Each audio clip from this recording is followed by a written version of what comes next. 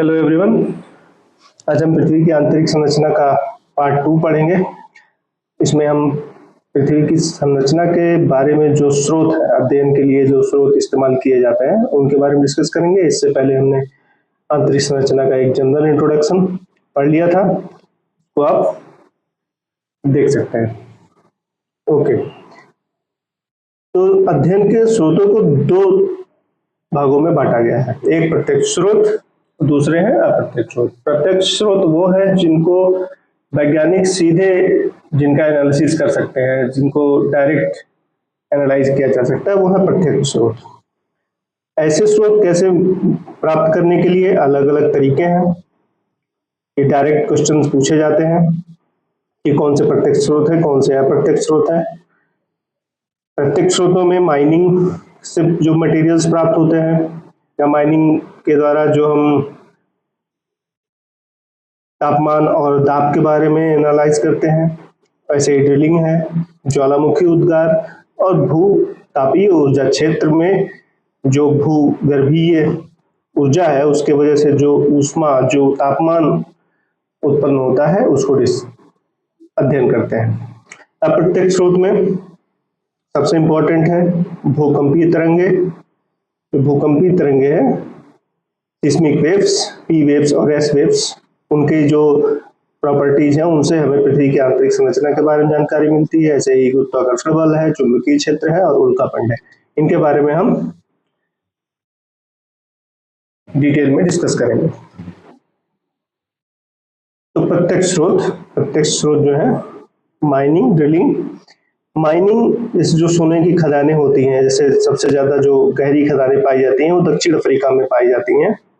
और ऐसे ही जो ड्रिलिंग है, वो सबसे डीप ड्रिलिंग जो आज तक की है वो है कोला सुपर डीप बोर, जो कि रूस में है। ये लगभग 12.2 किलोमीटर गहरा है।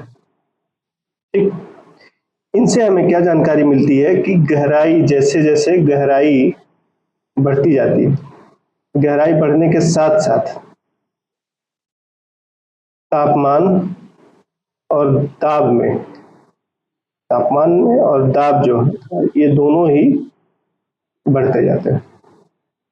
ये जानकारी हमें मिलती है माइनिंग और ड्रिलिंग से। लेकिन इनकी लिमिटेशंस हैं, क्योंकि हमारे पास ऐसे उपकरण नहीं है कि हम पृथ्वी की त्रिज्या के बराबर की गहराई का ड्रिलिंग या माइनिंग कर सके, और ये काफी कॉस्टली भी होता है।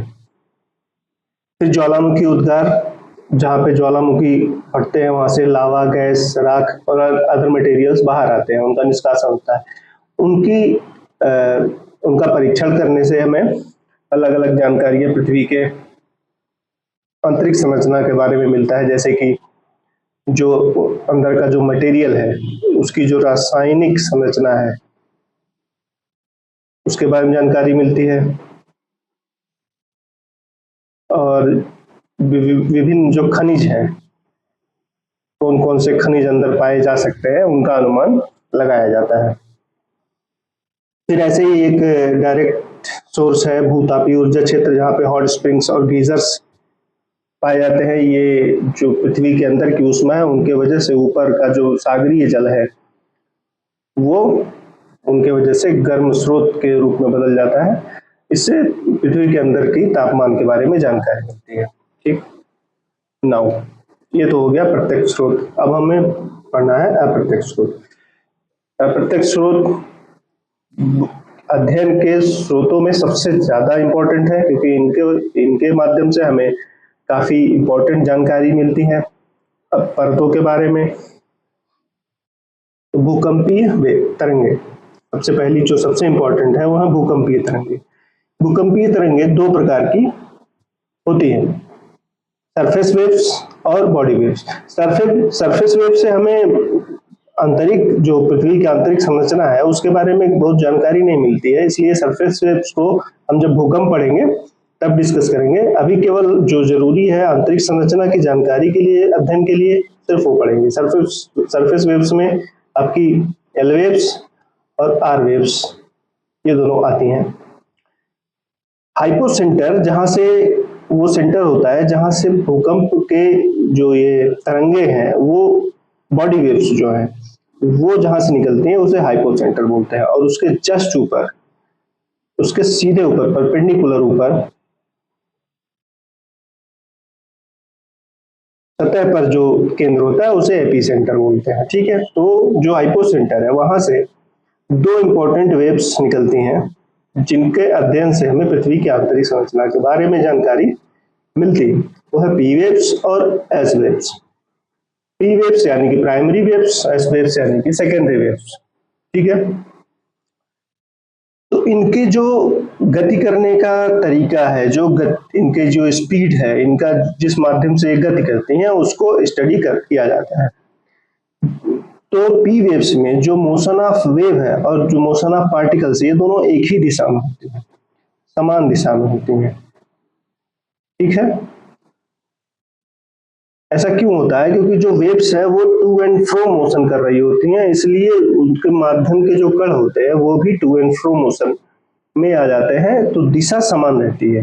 कभी आगे कभी पीछे हो सकती है, लेकिन एक ही दिशा में गति कर रहे होते हैं। एक ही दिशा में गति करने की वजह से जो पार्टिकल्स हैं वो कभी एक जगह इकट्ठा हो जाते हैं, तो यहाँ पे डेंसिटी बढ़ जाती है, और जहाँ पे वो दूर दूर हो जाता है वहां पे डेंसिटी घट जाती है। तो यानी कि पी वेव्स के संचलन से जो आंतरिक संरचना में जो पदार्थ है, जो खनिज है, उनमें घनत्व का भी अंतर आ जाता है।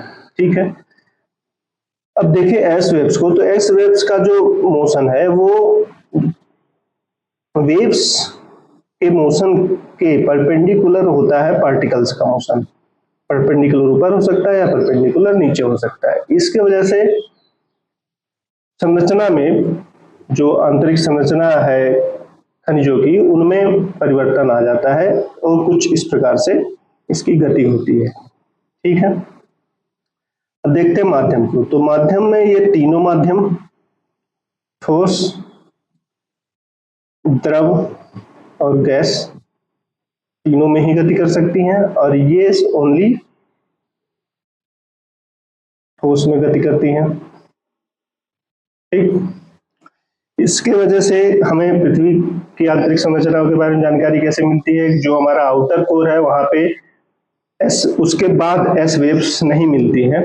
इसके वजह से पता चलता है कि वो लिक्विड फॉर्म है, क्योंकि लिक्विड में इनकी गति नहीं होती है। स्पीड, पी वेव्स की जो स्पीड होती है वो कुछ जो ध्वनि तरंगे हैं कुछ उनके तरह व्यवहार करती है। कैसे? कि जो सॉलिड है, सॉलिड में सबसे ज्यादा, लिक्विड में उससे कम, और गैस में उससे कम। कुछ इस प्रकार से इनकी स्पीड होती है। इस स्पीड की वजह से, और इनकी स्पीड मोर और लेस सेम होती है, तो इनपे जो ये पी वेव्स हैं, इनमें स्पीड कम ज्यादा होने की वजह से हमें रिफ्रैक्शन या अपवर्तन देखने को मिलता है। अपवर्तन देखने को मिलता है, और इसी अपवर्तन के वजह से और इनके सिर्फ ठोस में संचलन की वजह से शैडो जोन्स का निर्माण होता है, यानी कि छाया क्षेत्र बोल लीजिए, छाया क्षेत्र का निर्माण होता है। ठीक है, अब हम देखते हैं छाया क्षेत्र का निर्माण कैसे होता है। ये है पृथ्वी, पृथ्वी का ये आपका क्रस्ट, सबसे ऊपरी सतह है। ये सॉलिड, सॉलिड आपका इनर कोर है। ये इनर कोर सॉलिड है। इनर कोर के ऊपर ये आउटर कोर है। आउटर कोर लिक्विड फॉर्म में है। ठीक है, जो इनर कोर और आउटर कोर को ये जो लाइन डिवाइड कर रही है, ये होती है लेहमैन लाइन, ये वाली, ये लेहमैन है। और जो मेंटल को कोर से अलग कर रही होती वो है गुटेनबर्ग। तो ये जो असंबद्धताएं हैं, इनका निर्धारण ऐसे ही होता है, जहां पे पी वेव्स का जो संचलन है वो बदलता है, तो उन्हें हम एक डिसकंटिन्यूटी के नाम से जानते हैं, कि यहाँ पे पर्टिकुलर प्लेस पे इनकी जो गति है वो परिवर्तित हो रही है।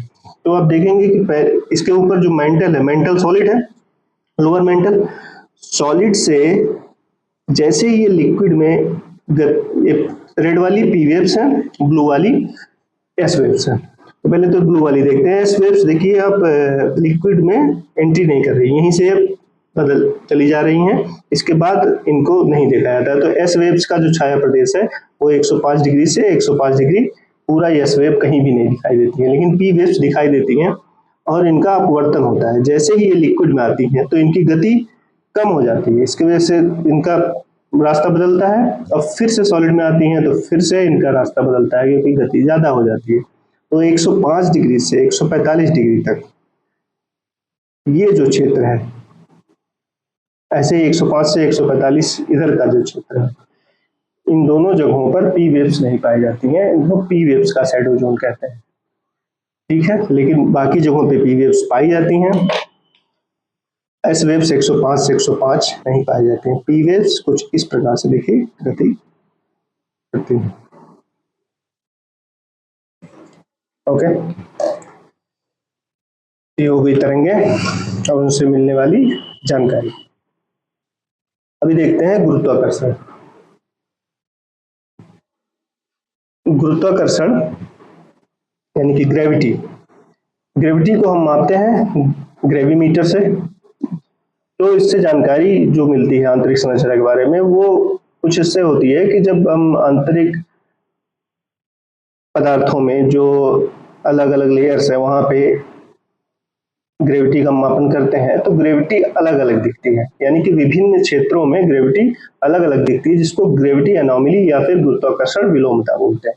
ऐसा क्यों होता है? तो आप जानते हैं एक फॉर्मूला है ग्रेविटी का जो न्यूटन ने दिया, वो F equal to G m1 m2 upon r square होता है। यानी कि जो ग्रेविटेशनल फोर्स है वो दो चीजों पर डिपेंड करता है, एक तो ये डायरेक्टली प्रोपोर्शनल होता है मास के, और दूसरा ये इनडायरेक्टली प्रोपोर्शनल होता है रेडियस के स्क्वायर के या डिस्टेंस के स्क्वायर के। तो ये जो मास वाला है यही इंपॉर्टेंट है ग्रेविटी एनोमली को समझने के लिए। होता क्या है कि अलग अलग विभिन्न क्षेत्रों में जो पदार्थ है उनका घनत्व, अब आपने अभी देखा था कि पी वेव्स के द्वारा घनत्व अलग हो जाता है, वैसे भी अलग अलग मटेरियल्स के घनत्व अलग अलग होते हैं, डेंसिटी अलग अलग होती है। तो डेंसिटी अलग अलग होने की वजह से जो मास है, मास में भिन्नता पाई जाती है। इसी मास में भिन्नता, द्रव्यमान में भिन्नता की वजह से जो ग्रेविटी है वो भिन्न भिन्न जगहों पे अलग पाई जाती है। फॉर एग्जाम्पल अगर हम महासागरीय क्रस्ट देखें, महासागर का देखें, महासागरीय क्रस्ट, महासागरीय क्रस्ट बना होता है बेसाल्ट से, और जो महाद्वीपीय क्रस्ट होता है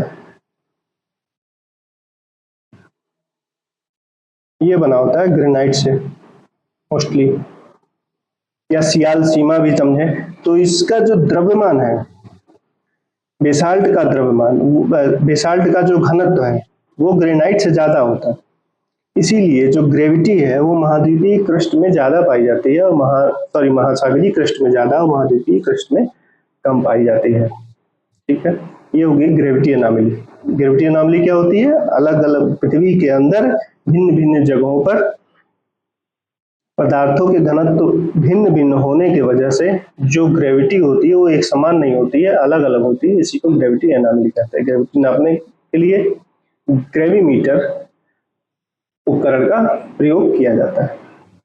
ठीक है, ये हो गया चुंबकीय क्षेत्र। चुंबकीय क्षेत्र से क्या जानकारी मिलती है? पृथ्वी को एक चुंबक की तरह बिहेव करती है, पृथ्वी चुंबक की तरह बिहेव करती है। इससे पता चलता है जो उसका इनर कोर है,